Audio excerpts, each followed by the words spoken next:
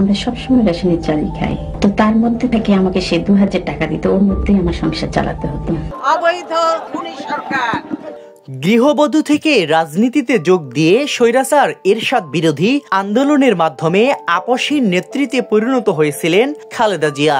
এরপর গ্রেফতার, মামলা, দেশ ছাড়ার চাপ, স্বৈরাচার হাসিনা সরকারের আমলে টানা 15 বছর নির্যাতন, এমনকি কারাগারে স্লো পয়জনিং করে মৃত্যুর দিকে ঠেলে দেয়া, তবুও আপোষ করেননি 3 বারের প্রধানমন্ত্রী। চাপ থাকলেও ছেড়ে যাননি দেশ। 1945 সালের 15ই আগস্ট ভারতের জলপাইগুড়িতে জন্মগ্রহণ করেন খালেদা জিয়া। 1981 সালের 30 মে রাষ্ট্রপতি জিয়াউর রহমানকে যখন হত্যা করা হয়, তখন খালেদা জিয়া ছিলেন নিতান্তই একজন গৃহবধূ। 2 সন্তানকে নিয়ে তখন ঢাকা সেনানিবাসে অবস্থান করছিলেন তিনি। রাজনৈতিক দল হিসেবে বিএনপি তখন বিপর্যস্ত এবং দিশাহারা। জিয়াউর রহমানের পরে দলের হাল কে ধরবেন সেটি নিয়ে চলতে থাকে নানা রকমের আলোচনা। 1982 সালের 2 জানুয়ারি প্রাথমিক সদস্য হিসেবে বিএনপিতে যোগ দেন খালেদা জিয়া।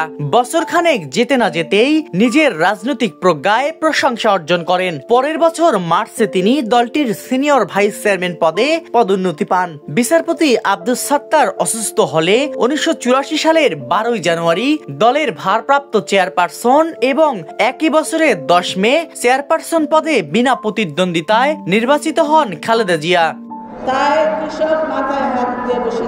বিএনপির দায়িত্ব নেয়ার পর থেকেই নানা প্রতিকূলতার মুখে পড়েন খালেদা জিয়া। দল ঐক্যবদ্ধ রেখে এরশাদের স্বৈরাচারের বিরুদ্ধে কোন রকম সমঝোতা না করে 1987 সাল থেকে এরশাদ হটাও আন্দোলন করে গেছেন তিনি, যার ফলে এরশাদের পতন হয় খুব তাড়াতাড়ি। একটানা নিরলস ও আপসহীন সংগ্রামের পর 1991 সালের 27 ফেব্রুয়ারি অনুষ্ঠিত সংসদ নির্বাচনে সংখ্যাগরিষ্ঠতা পায় বিএনপি। জামায়াত ইসলামের সমর্থনে প্রথমবারের মতো দেশের প্রধানমন্ত্রী নির্বাচিত হন খালেদা জিয়া। এরপর 1996 সালে 15 ফেব্রুয়ারি দ্বিতীয়বার এবং 2001 সালে জোটগতভাবে নির্বাচন করে তৃতীয়বারের মতো প্রধানমন্ত্রী হন তিনি। খালেদা জিয়া দক্ষিণ এশীয় আঞ্চলিক সহযোগিতা সংস্থায় 2 বার চেয়ারপারসনের দায়িত্ব পালন করেন। নির্বাচনের ইতিহাসে খালেদা জিয়ার একটি অনন্য রেকর্ড হচ্ছে 5টি সংসদ নির্বাচনে 23 আসনে প্রতিদ্বন্দ্বিতা করে সবকটিতেই তিনি জয়ী হয়েছেন। সেনা সমর্থিত 111 তত্ত্বাবধায়ক সরকারের আমলে খালেদা জিয়াকে 2007 সালের 3 সেপ্টেম্বর গ্রেফতার করা হয়। দীর্ঘদিন কারাবাসের পর আইনি লড়াই করে সবকটি মামলায় জামিন নিয়ে মুক্তি পান।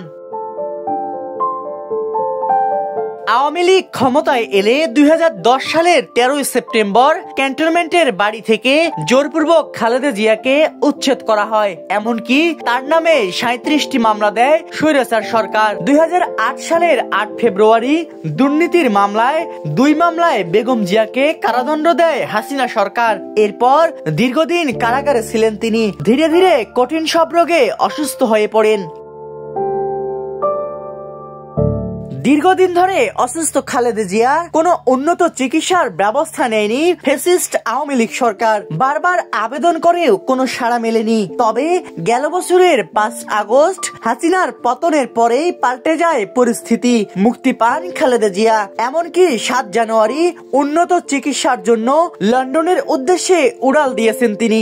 ধারণা করা হচ্ছে শারীরিক সক্ষমতা ঠিক থাকলে তারেক রহমানকে সঙ্গে নিয়েই দেশে ফিরবেন খালেদা জিয়া। সাব্বির হোসেন, সোনালী নিউজ, ঢাকা।